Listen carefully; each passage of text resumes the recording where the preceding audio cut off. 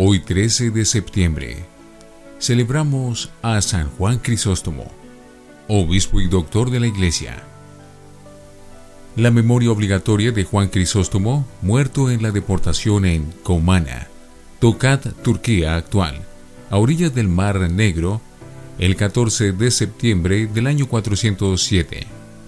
Su cuerpo fue trasladado a Constantinopla el año 438. La memoria es celebrada ahora en la víspera de su dies natalis, impedido por la fiesta sucesiva, según la tradición de la Iglesia de Antioquía. Para las iglesias de Constantinopla y Alejandría, la fecha es el 13 de noviembre, aniversario de la vuelta a su pueblo tras el primer exilio del año 403. Nacido en Antioquía hacia el año 349, de un oficial del ejército, Juan fue educado por su madre, Antusa, también proclamada santa, que se quedó viuda a los 20 años, e instruido por el célebre retórico pagano, maestro de helenismo, Libanio, orientado al cristianismo por el obispo Melesio, que lo bautizó a la edad de 18 años, en el 368, más o menos, y por Diodoro de Tarso, llegó a lector. Luego fue ordenado diácono, y por fin sacerdote en Antioquía a los 32 años, en el 386, por su sucesor, Flaviano, tras haber transcurrido 6 años de vida monástica en el 375, que lo prepararon para la vida ascética. Se dedicó al ministerio de la predicación en Antioquía durante 12 años, del 386 al 398. Sus homilías, construidas sobre una doble trama, exegética y dogmática y moral, le granjearon la simpatía del pueblo. Es célebre su homilía sobre las estatuas, con la cual logró consolar al pueblo, temeroso de una represalia imperial por una rebelión en el año 386 a causa de un nuevo impuesto. Tras la muerte de Nestorio hacia el año 397, por su fama de orador y homileta, Juan fue elegido patriarca de Constantinopla. Siguió predicando contra el vicio, el lujo y el desenfreno de la corte imperial, ganándose una oposición feroz. Son conocidas sus 2 homilías sobre la desgracia de Eutropio, pese a haber favorecido su elección al pontificado, que había provocado la reacción del pueblo por haber querido abolir el derecho de asilo reconocido a las iglesias. Por celos de la emperatriz Eudoxia, que se consideró atacada en una homilía contra el lujo, y con el consentimiento de Teófilo, obispo de Alejandría, Juan fue desterrado por primera vez. Sínodo de la Encina del año 403. Reclamado más tarde por el emperador Arcadio, el pueblo lo recibió triunfalmente.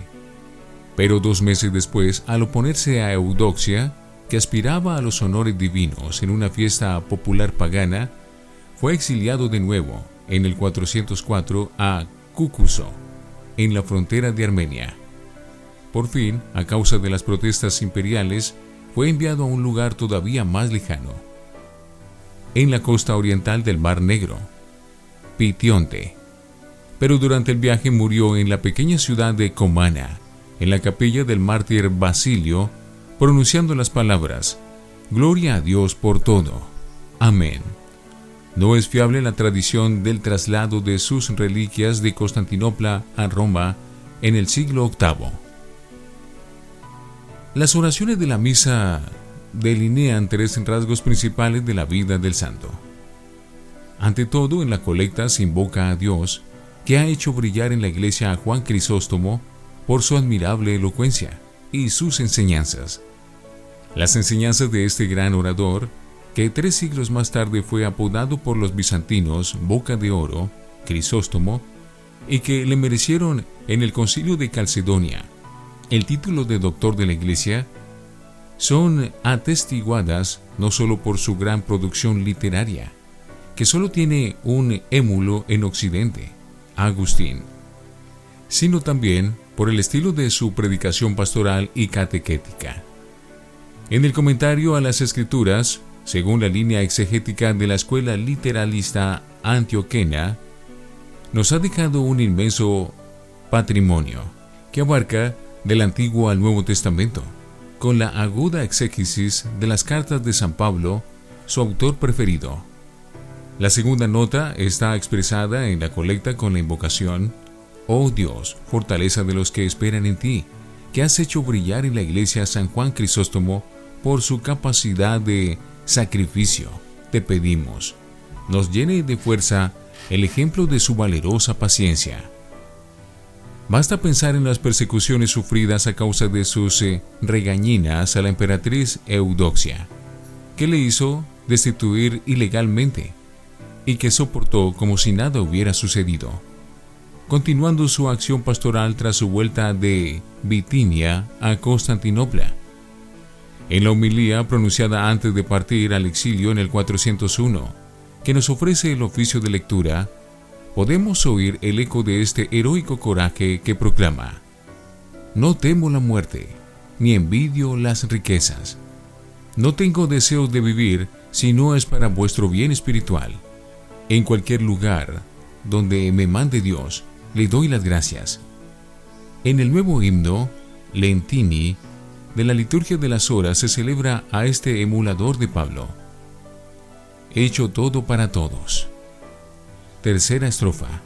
Entre otras cosas, porque nadie pudo doblegarlo ni dominarlo, la furia de los gobernantes. Cuarta estrofa. Hasta merecer casi la palma del martirio, obtén venerable desterrado el honor de la espléndida palma. Mártir del corazón.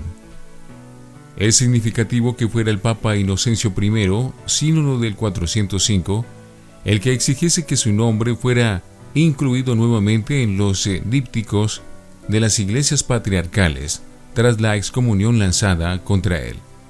Es un motivo ecuménico que no se ha de olvidar. En la oración sobre las ofrendas se pide que los sacramentos recibidos en la fiesta de San Juan Crisóstomo nos confirmen en el amor del Señor y nos conviertan en fieles testigos de su verdad. La doctrina eucarística de esta sinergia divina en la participación sacrificial no aparece solo en sus comentarios bíblicos y en sus numerosas cartas, 236 del periodo del destierro, sino también en su obra maestra sobre el sacerdocio. En este tratado encontramos una transformación de la actitud de Juan Crisóstomo en la vuelta a la vida activa, tras haber compartido el temor de no ser digno de la elevada responsabilidad y de la dignidad episcopal. El gran compositor de la anáfora se le atribuye, al menos por la obra de reconstrucción e integración de la anáfora antioquena de los 12 apóstoles, dio prueba, dedicando la vida a su pueblo, de una inmolación total. No se arredró ante las dificultades, bien a la hora de recluir en sus monasterios a los monjes que vagaban por la capital, bien al afrontar la reforma del clero, esclavo de la codicia y del egoísmo, y expuesto a la ambigüedad de las hermanas agapetas, es decir, de las vírgenes cristianas que se albergaban bajo el mismo techo que los sacerdotes, con el pretexto de defenderse contra la violencia de los hombres poderosos. En la oración después de la comunión reaparece el motivo del testimonio dado por Juan Crisóstomo, cuando se invoca al Señor para que los sacramentos recibidos nos confirmen en su amor y nos conviertan en fieles testigos de su verdad. Juan Crisóstomo, en efecto, como gran admirador de San Pablo, fue asimismo el más grande panegirista en el siglo IV de la limosna, renovando en su elocuencia, y a veces con mordaz ironía, este tema: dar al pobre es dar a Dios. Poned a Dios al mismo nivel que vuestros esclavos. Si vosotros concedéis mediante testamento la libertad, y vuestros esclavos libertad a Cristo del hambre, de la necesidad, de la cárcel, de la desnudez. Y en la represión imperial por la rebelión del año 387 en Antioquía ya había dicho: basta un hombre lleno de celo por transformar a un pueblo. testigo de la caridad intransigente en la defensa de los principios de la fe. Sabía atenuar la dureza de su teoría con la bondad del corazón en la práctica. Así se comportó en Constantinopla, en la lucha contra los paganos que intentaban restablecer la idolatría, contra los arrianos que, proscritos por Teodosio, provocaban pendencia con los católicos, con los numerosos godos para ganarlos a la ortodoxia, contra los novacianos que, separados en una cuestión de disciplina, tenían un obispo que pretendía ser el único obispo legítimo de Constantinopla.